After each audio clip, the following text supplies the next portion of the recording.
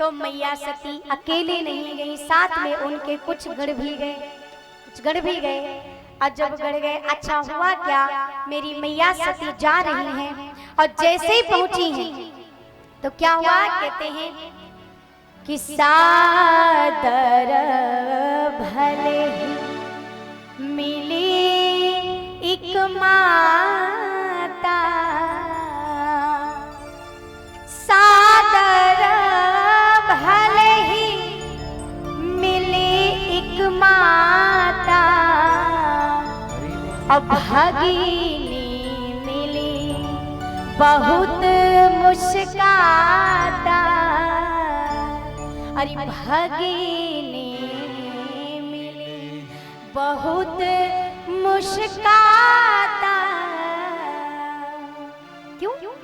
कहते हैं एक माँ ऐसी होती है जो घर में कोई भी तीज त्योहार आए, माँ को एक प्रतीक्षा रहती है कि मेरी बेटी आ जाए, मेरी बेटी आ जाए, बेटी आ जाए।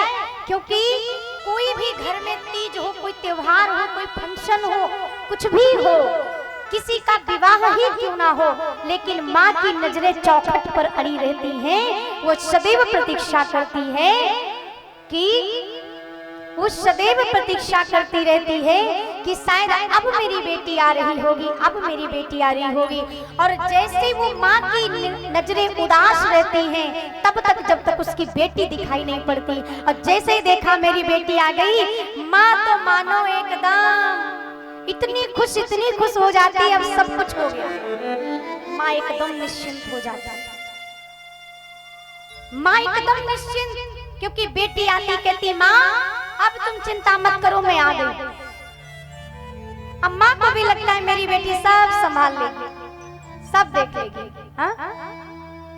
एक माँ ही होती है जो बेटी के अनकहे भावों को समझ लेती। बेटी को कभी भावों को शब्द के रूप में परिवर्तन करने की जरूरत नहीं पड़ती, माँ बिना कहे सब समझ लेती है। इसीलिए कहते हैं सब कुछ मिल सकता है लेकिन माँ दोबारा कभी नहीं मिलती है। एक माँ ऐसी है जो सती को अपने हृदय से लगाती है कि मेरी बेटी आई है, मेरी पुत्री।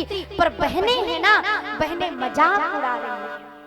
बहन भगिनी मिली बहुत मुस्कुराता, जो बहनें हैं ना खूब मुस्कुरा रही। क्या कहते हैं कि हंसो अच्छी बात है, लेकिन बार बार हंसे ये गलत बात है। फिर वो तुम्हारा सम्मान नहीं कर रहा है, फिर वो तुम्हारा अपमान कर रहा है। और प्यारे, आज पता है सती जी बिना बुलाए गई है, याद रखिएगा। फिर वो आपका मायका ही भले क्यों ना हो, एक लड़की का मायका तभी तक होता है जब तक उसकी माँ है, जब तक उसके पिताजी हैं। उस बेटी का मायका उस दिन छूट जाता है जिस दिन उसके माता पिता इस दुनिया से चले जाते हैं। और बिना बुलाए मैया सती गई हैं। प्यारे, जैसे ही दक्ष जी ने देखा ना, दक्ष जी आग बबूला हो गए।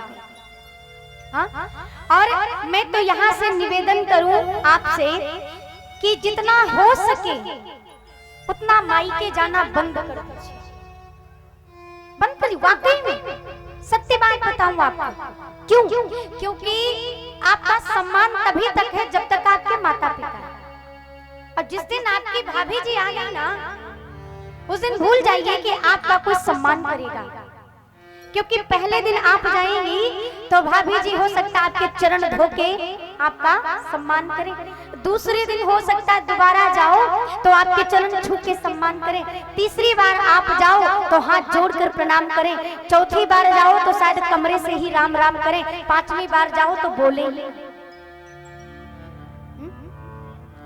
तो इसलिए क्या कहते हैं कि जितना हो सके कम उसमें जाइए। साल भर में एक आध बार जाइए या 6 महीने में एक बार जाइए।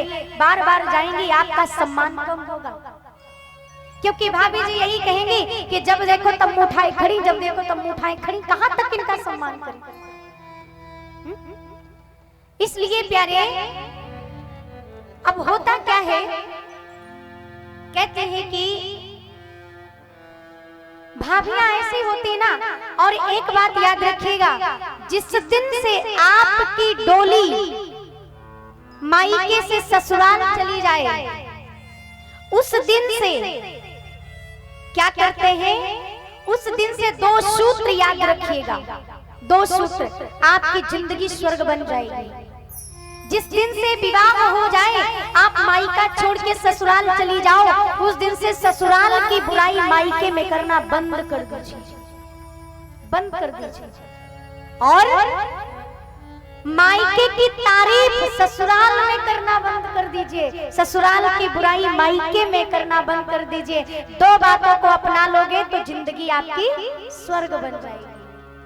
ये 2 सूत्र याद रखिएगा, अन्यथा भाभी आपकी एक दिन कहेगी ना, यही कहेंगे अपने घर को तो नरक बना दिया और मेरा भी घर चली आई आग लगाने, मेरे भी घर में आग लगाने चली आई।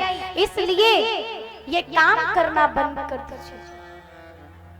आज मैया सती जी गई और प्यारे सोच रही हैं कि क्यों ना हम जाकर के थोड़ा यज्ञशाला का दर्शन कर ले। और जैसे मैया गई तो क्या देख रही हैं, यहाँ पर सबका भाग है, बस भोले बाबा का नहीं है। भोले बाबा का भाग नहीं है।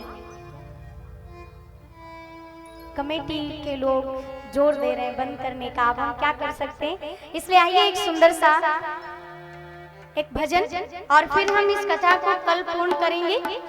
कल मैया पार्वती और शिव का विवाह होगा और हमारी भी विदाई होगी। इसलिए एक बच्चा हो गई है जिसका नाम है